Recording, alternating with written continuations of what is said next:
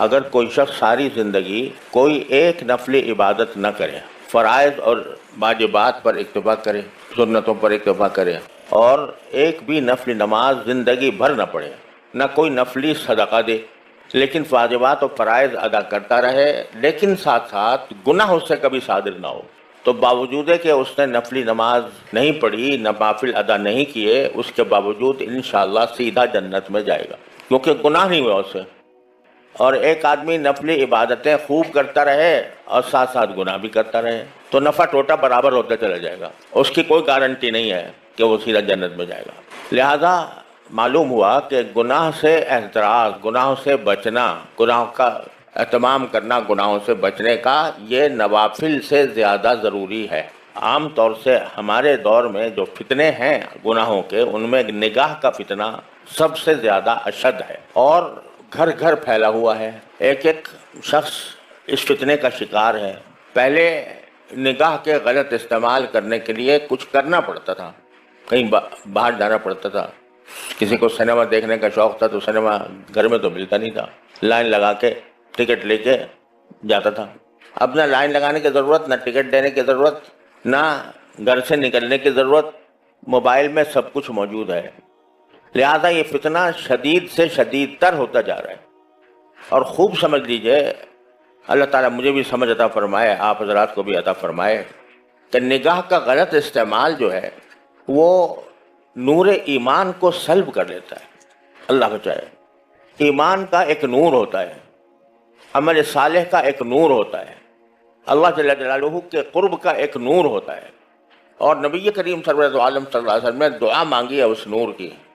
صبح کو فجر کی نماز کو جاتے ہوئے جو آپ دعا فرماتے تھے وہ اللہم اجعل فی قلبی نورا وفی بصری نورا وفی سمعی نورا وفی لسانی نورا وعن یمینی نورا وعن شمالی نورا ومن فوقی نورا ومن تحتی نورا، کوئی چیز چھوڑی نہیں جس میں نور نہ مانگا ہو۔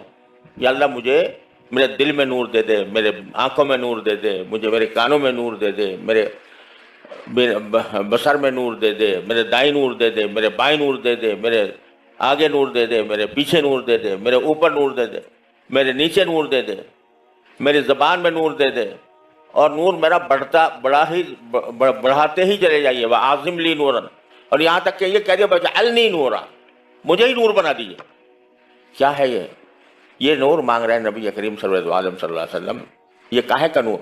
ایمان کا نور، تصدیق کا نور، قرب الہی کا نور، تعلق مع اللہ کا نور۔ یہ نور ایمان کے اندر، ہر صاحب ایمان کے اندر ہونا چاہیے، اس لیے صبح صبح رسول کریم صلی اللہ علیہ وسلم یہ دعا مانگتے ہیں کہ مجھے دے دیجیے۔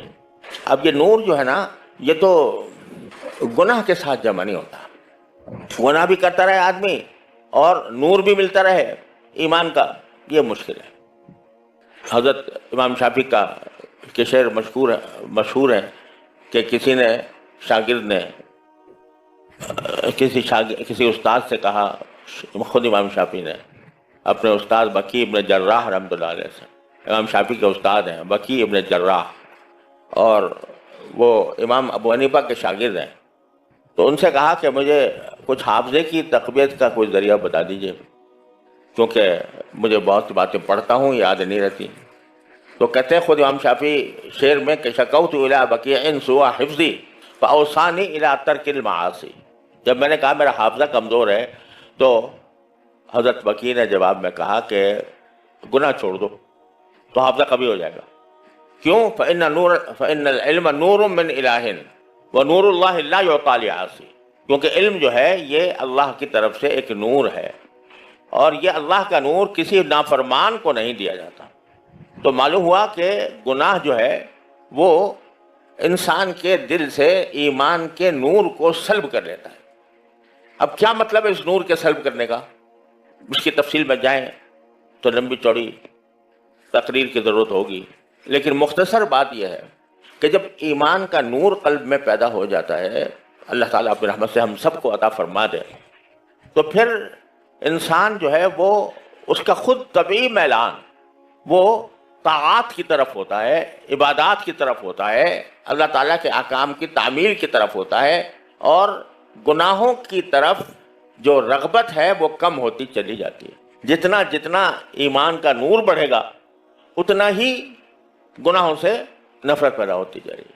شروع میں آدمی بتکلف نگاہ گناہ چھوڑتا ہے، دل چاہ رہا ہے، دل بچل رہا ہے، دل کی خواہش ہے، تقاضا ہے کہ یہ گناہ کر لوں، لیکن پھر وہ زبردستی اپنے اوپر زبردستی کر کے اور اپنے نفس کے خواہش کو کچل کر بچ جاتا ہے. تو جو جو اپنی خواہشوں کو کچل کر بچتا رہے گا اتنا ہی ایمان کا نور بڑھتا رہے گا. پھر ایک مرحلہ ایسا آ جائے گا کہ گناہوں سے نفرت ہی ہو جائے گی. تو یہ مانگ رہے ہیں سرکار دو عالم کہ یا اللہ مجھے یہ نور عطا فرما دے. اب وہ ان کو سرکار دو عالم صلی اللہ علیہ وسلم تو بذات خود نور تھے. لقد جاءکم من اللہ نور و کتاب مبین، سراپا نور ہی نور تھے. اللہ تعالیٰ نے ان کو سراپا نور بنایا تھا. لیکن کیوں مانگ رہے ہیں؟ تاکہ اپنی امت کے لوگوں پر شفقت فرما کر امت کے لوگوں کو سکھائیں کہ خدا کے بندو یہ چیز مانگنے کی ہے. نور مانگو اللہ تعالیٰ سے، اور اس نور کا نتیجہ یہ ہوگا کہ انشاءاللہ گناہوں سے حفاظت بھی ہوگی. گناہوں سے بچنے سے نور پیدا ہوتا ہے، اور جب نور پیدا ہوتا ہے تو آپ مزید گناہوں سے بچنے کی ہمت پیدا ہوتی ہے. مزید ہمت ہوتی ہے تو مزید نور آتا ہے. یہ ایک تسلسل ہے جو بندے کو ساری زندگی جس کو حاصل کرنے کی فکر کرنی چاہیے. تو میں عرض یہ کر رہا تھا کہ نگاہ کے غلط استعمال سے کیا ہوتا ہے کہ یہ نور ایمان جو اللہ تبارک و تعالیٰ نے عطا فرمایا بندے کو، اس سے محرومی ہو جاتی. یہ آنکھ کا نور ہے نا جس سے دیکھ رہے ہو، یہ آنکھ ہی کا تو نور ہے نا. کس کا عطا کیا ہوا ہے؟ اللہ تعالیٰ کے سوا کون ہے جس نے یہ دے دیا ہو؟ مفت دے دیا، بے مانگے دے دیا، کوئی قیمت وصول نہیں کی. ساری زندگی تم اس کو استعمال کر رہے ہو، اور اتنی نازک مشین دے دی ہے کہ اس کے کل پرزوں کا اور اس کے رگ پٹھوں کا کسی کو پتہ نہیں ہے. ایک ہمارے دوست ہیں جو اللہ تعالیٰ ان کو شفائے کامل عطا فرمائے، وہ آج کل بیمار ہیں، آنکھوں کے امراض کے اسپیشلسٹ ہیں. انہوں نے مجھے بتایا کہ صرف آنکھ کے اندر 11 قسم کے اسپیشلائزیشن ہیں. اس چھوٹی سی آنکھ کے اندر جو کائنات بنائی ہے اللہ تعالیٰ نے، اس کائنات کے جو اب تک 11 قسم کے مختلف لوگ ہوتے ہیں، جو کوئی ایک چیز کا اسپیشلسٹ ہے، کوئی دوسری چیز کا اسپیشلسٹ ہے، کوئی تیسری چیز کا اسپیشلسٹ ہے. 11 قسم کے اسپیشلسٹ ہوتے ہیں. اور جب ذرا سی کوئی کھٹک ہو جائے آنکھ میں، کوئی تنکا پڑ جائے، پھر دیکھو کیا بے چینی ہوتی ہے. اگر بینائی خدا نہ کرے کسی وقت اس میں کمی آ جائے تو انسان ساری دنیا کی دولت لٹانے کو تیار ہو جاتا ہے کہ یہ میں لٹا دوں لیکن میری یہ بینائی واپس آ جائے. بے مانگے مفت دے رکھی ہے اللہ تعالیٰ نے ساری زندگی، پیدائش سے لے کر مرتے دم تک یہ چل رہی ہے. تو اس کائنات کو، آنکھ کی اس کائنات کو اگر گناہ سے آلودہ کرو گے، اللہ کی دی ہوئی اس مشین کو اللہ تعالیٰ کی معصیت سے آلودہ کرو گے، تو اس کا چاہے تمہاری بینائی سلب نہ ہو، لیکن جو اس کے اندر اللہ نے نور ایمان رکھا ہے وہ سلب ہوتا جائے گا.